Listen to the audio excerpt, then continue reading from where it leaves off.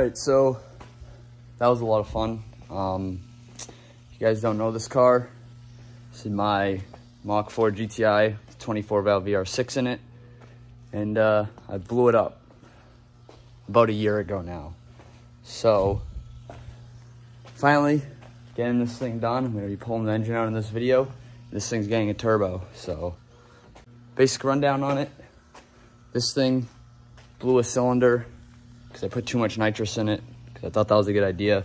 And also it has a blown tire, as you can see, which did not make it any easier to get in here. It's literally foot to the floor the whole time. It's going brah, brah, brah. Pretty much because it's completely blown up. I don't even remember if I have oil in it still or if I drained it out. Not that I care because this engine's junk anyways. And got a new engine right here. It's already got a turbo manifold on it. Typical eBay crap, but don't really care. I just want this thing back on the road. So this video, pulling this damn engine out finally, and hopefully soon have this thing running again, just a little bit quicker this time, also more reliable. And so give you guys an idea of how I got this engine. Originally my plan was to build this engine. I tore it all down, and I got springs, valves, I have everything for it. Whole bunch of parts for it down there. Head gasket spacer for 7.5 to 1 compression ratio. I had rods for it, everything to rebuild this, and it's kind of just sat here mainly because I don't have much time and I haven't had the time to rebuild this. I got this thing I gotta finish. I got an S2000 engine, but there I gotta rebuild. So don't have time right now to rebuild that engine, but I did want this thing back on the road. That way finally drive this thing again, because this was probably one of my favorite cars. I love the way the VR6s sound, and this thing was straight piped with, I actually made a full 3-inch exhaust for it, and it's actually stupid now. I don't know why I did it, but I put 2 fat 3-inch pipes out the back. Probably gonna get rid of that though, because it looks kind of dumb now. But basically, realized I was never gonna have time to actually rebuild the engine and swap it in and all that. So I went ahead and found this on Marketplace. Got it for, I think, around $1,000. And he already put a 9-to-1 head gasket spacer in it. He has the intake manifold on it, which I didn't have yet. I had to buy that, and manifold. Now this manifold is for a T3, and the turbo I already have for it is going to be T4, so I do have to buy an adapter. I don't really want to buy a new manifold. I'm trying to do this as quickly and cheaply at this point as possible to throw in that thing. I'm not even going to put a new clutch in. I'm just going to see if that thing starts slipping. I'm going to keep the boost low, all that crap, because I really just want to drive this thing finally, but I also want to make sure that it has the stuff I need to turbo it, because it's going to be turboed. So it's only going to be at like probably 15 pounds. I'm probably going to leave it there if the clutch even holds that. It was a brand new clutch in the thing, like literally had 500 miles on it. I did the clutch and nitrous like the same time. And the nitrous lasted me about 2 weeks, because I kept going higher and higher with my shots. Started out with like 50 shot and worked my way up to like 150, I think. And I don't remember if I put a 200, which was the max shot I could put in it. I think I left it at 150, and it blew up racing a Golf R. Still won though. But yeah, so got this thing. I don't even know if it runs. Guy literally had it sitting outside for a while. Basically what I did on it, I just replaced the gaskets. So like intake manifold gasket, valve cover gasket, exhaust manifold gasket. I also took off the lower timing cover and replaced the rear main seal and the silicone around it. It does have new chains and guides, new spacer. He never even ran it after doing all that. So I just took this stuff off to make sure it was in time and it looked good. But he didn't put the rear main seal in right. It was already ripped down here, so I had to replace that, which kind of scares me on how he did the rest of the engine, especially since he had the head off and all that. But I'm gonna send it, hope it works. If it doesn't, and this thing's gonna be sitting even longer, and oh well. But guessing this is gonna be okay, hopefully. I think I am missing 2 bolts right there. I got all the other ones, but I do have to put those in. But yeah, now you guys got the basic rundown on this. Basically a junkyard engine. I have no clue if it runs or not. All I know is it spins over, and this thing is blown up. So as you can see, I went ahead and wiped that off, but this thing has been sitting for a while outside. And the reason the front end's off is because a while ago, I took the front end off thinking I was gonna pull the engine. And then I realized there's no point in pulling the engine until I have a new engine or rebuild the one over there, since I did have a spare engine, just never rebuilt it. So I ended up just leaving it like that. So obviously I still have the front end and all that crap, but it's already off the car. And yeah, so I don't think I've ever pulled a VR6 engine. So this will be the video. So I'm just gonna get into it now. Also forgot to mention that I did put cams in it as well. It's got 264, 260 TT cams, which are like the ones that they say are good for turbo applications. And I also adjust on chains on it. And I had just gotten a United Motorsports tune. I think it's the Stage 2 VR6 tune in it. It's obviously got no cat and whatnot. Cold air intake. But yeah, I do have an EMU black that I've had sitting over on the shelf for a while. And I'm going to be swapping that in. I'm going to tune it all myself. And if anyone's watching this that wants that Stage 2 ECU, I'll sell it to you guys. Just a thought. But background on this thing. Has 275,000 miles on it. Let me reconnect the battery, because I honestly don't even remember. See if I can see. It's got 270 something, I think. Let's see if you guys can see it. So it's got of course it doesn't focus. It's got 277,000 miles on this thing, which is absolutely insane. And so funny part, I bought it from the original owner. It had the original clutch in it still, timing chains, really nothing had been under it, bone stock, whatnot. It was like some old man that drove it on the highway like 2 hours to work every day. So this thing got a lot of highway miles. Literally nothing was done to it. So that's why I did the chains. And when I was in there, I did the cams. And then 2 days after I actually bought the car, the clutch blew up on it, since it was the stock clutch. It had never been replaced. It's pretty impressive to last that long, but me versus an old man driving it didn't last very long with me driving it. So I had to replace that, which is why it has a brand new clutch in it. So this car didn't last me very long. I remember the starter went the next day, and then the alternator, and I've had nothing but problems with this thing, mainly because the guy before me did nothing to it, no maintenance at all. So luckily, hopefully the starter and alternator is still good. I'm guessing they are, since they are brand new, but they have been sitting outside for about a year. Sometimes they shit the bed when that happens. But yeah, there's a bunch more about this car, but that basically gives you guys the rundown on it and what's going on with it. So yeah, I'm gonna start pulling this damn thing, see how it goes. So first thing I'm gonna do, probably pull the intake manifold off, the intake right here, pull the battery off, coolant ball. I don't think I gotta remove the windshield washer fluid tank, but I do think I gotta remove the power steering reservoir, or at least move it out of the way, and start just pulling stuff off of this thing.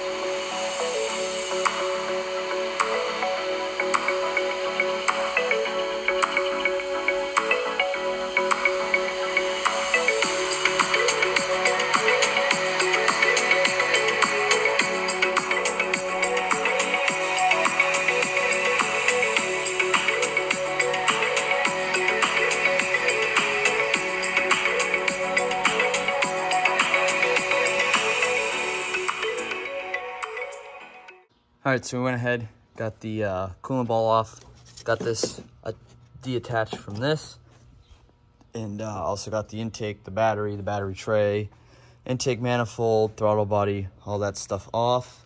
And the throttle body was a pain because one of the bolts, since you have little inserts in the plastic, that little insert there kept spinning with the bolt, so I ended up having to cut the bolt off. I'm not going to use that thing ever again anyways, so I don't really care. But yeah, so we got all that stuff off. And I think I'm just gonna start disconnecting wires and whatnot now, and then go from there.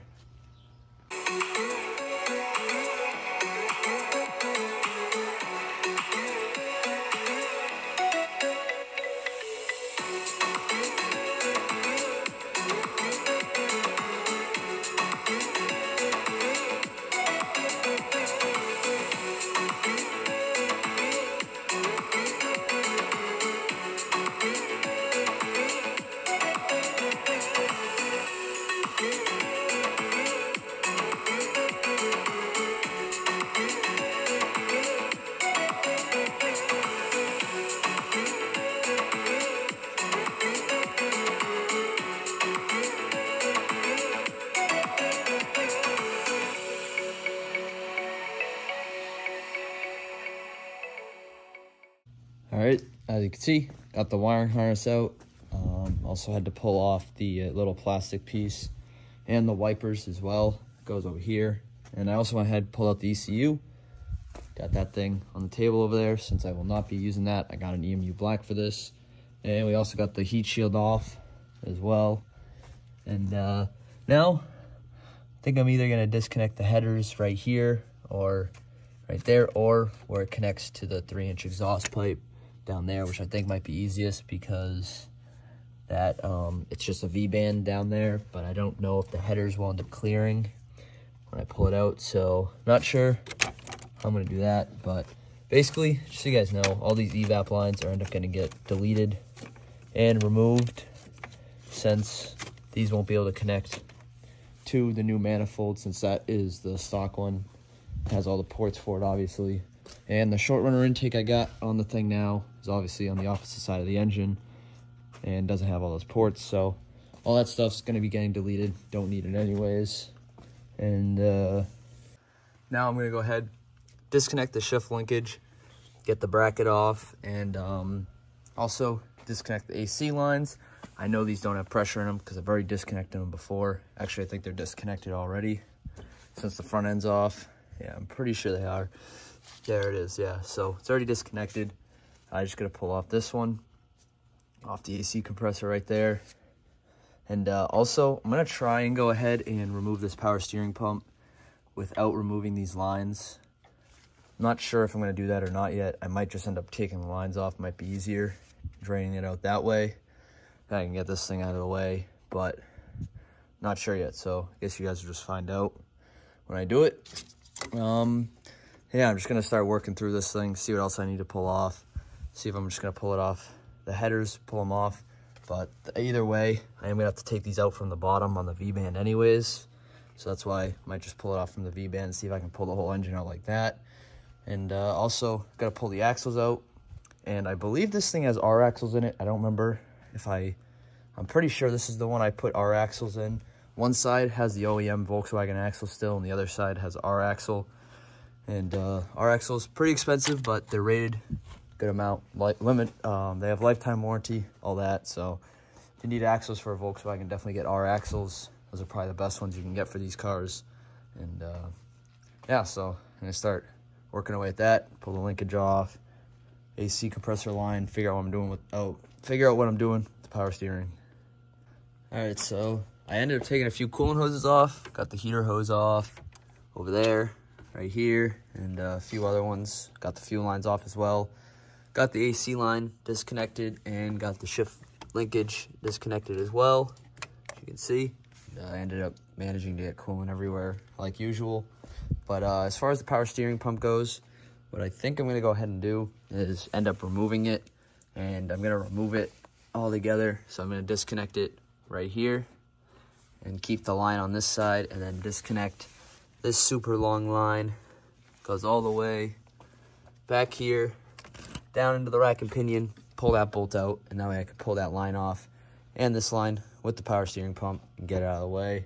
I think that's going to be easiest, but I'm going to go ahead and undo that line underneath the car, and also go ahead and get the axles out and the exhaust. And I think I'm going to end up having to remove the exhaust either from right here, these 3 bolts, or from the headers, or the up against the where the headers bolt to the cylinder head. And yeah, so I'm gonna go ahead and do that V-band first, and then see if I gotta do these, because these are all rotted and gonna be a pain to get off inside the car, especially how this back bolt has barely any room. All right, so I went ahead and got the dog bone mount out. We also got the axles out on both sides, and we got the headers off of the block right here, as you can see. Just haven't pulled them out completely. Just disconnected them from right there and from the V-band, but I can't fit them out until I get this engine out. So now just gonna go ahead and double check everything, see what else I gotta pull off. I know I gotta do the power steering line still, and then I think I might be able to attach the crane to this thing and pull it out. Just gotta clear all this junk out of the way. All right, so we got the power steering lines disconnected. As you can see, disconnected right there. I disconnected it from the power steering, or the rack and pinion down there, so I can pull it out with the power steering pump still on and this line. And also went ahead, got the clutch line pulled off from the bleeder block, and I got the ECS. Actually forgot I got the ECS bleeder block and the clutch line on it. And I also got that ground strap removed that goes right there, and I got the starter wire for the power wire and signal wire removed as well. So I think that's should be everything that I can remember. Yeah, so I think this thing is ready to pull out, and I'm just gonna go ahead and pull these two motor mount bolts out, and same with this side, those two down there. I'm just gonna move this out of the way. I'll be able to get to them just fine, but I don't think anything else is connected, so I think it's ready. All right, so I ended up gonna use the forklift instead of the crane, just because the crane comes straight down. It's gonna end up hitting the hood, so I think this will just be easier. But got the chain on, as you can see. It's a little kinked right there. I have to knock that out, but yeah, now I can just go ahead, undo both motor mounts on both sides, and hopefully this thing comes right out.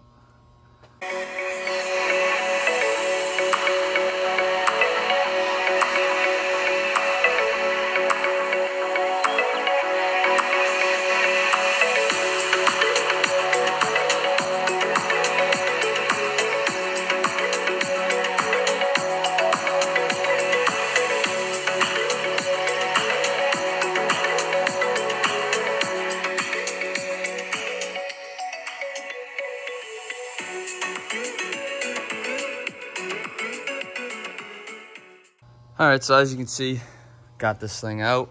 I think I should have just taken the hood off and pulled it out that way, because this would have been much easier, since you can't really move the forklift where the forks are very easily, where this, really just click a button, go left, right, reverse, forwards, whatnot, so I could have adjusted it much easier. So when I put it in, I'm definitely gonna go ahead and pull that hood off, but did get it out. Came out pretty easy, just had to wiggle it a little bit because of the fact that this side is much closer, or there's more stuff next to the frame rail than on this side. Obviously this kind of sits under it, so if I could have pulled this more this way, it would have been easier to get out if I could have used the crane to do that. But ended up getting it out, wasn't too bad. And yeah, so this is what it looks like. Ended up getting probably another gallon of coolant on the ground, because there is still a bunch of it left in the block, but oh well. So that's gonna wrap it up for this one. Pulled the VR6 turbo out, and it's gonna be getting its new heart pretty soon here. Just gonna swap transmission, pretty much all the other stuff on this engine over to this one, and then this thing can get thrown in. But yeah, I'm definitely waiting on parts still too, which kind of stinks. But I think I'm just gonna throw it in and then put the parts I'm waiting on in when I get them, when this engine's already in. Shouldn't be that big of a deal. But yeah, it's gonna wrap it up for this one, and peace.